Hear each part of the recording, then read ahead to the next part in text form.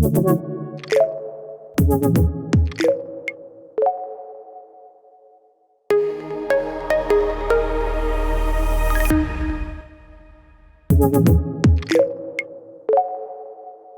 do quite a lot of work on, before we launch paywalls or launch products, on pricing, because pricing, is obviously a very central tenet of lifetime value, and oddly enough, often overlooked.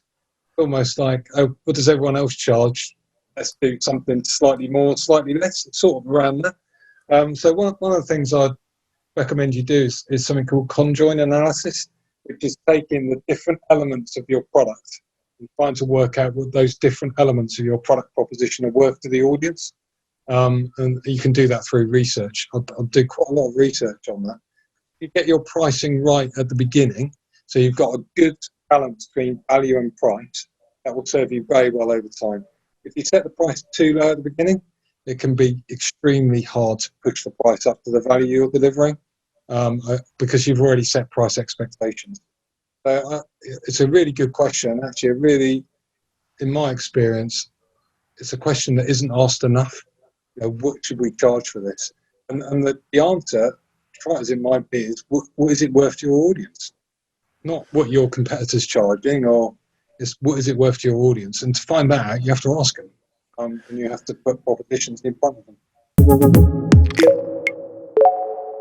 It's a common thing, right? You learn as you go. So, 12 months ago, New Scientist didn't do virtual events. We probably thought about it, and we didn't think, it didn't move for whatever reason.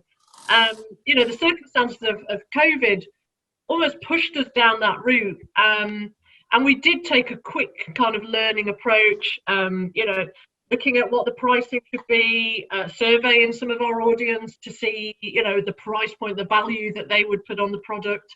We ran a free test event to get the learnings from it. That was, to learn the tech, the process, and really just to test the water. And then we pivoted to a paid model. And we continue, we pore over the data from each event every time. We hadn't even conceived to do that as a product at this time last year. Actually, weirdly, it's given us really like a great avenue to now go down, because if physical events return, we probably will keep virtual events, because guess what? You get a more global audience, which is fantastic.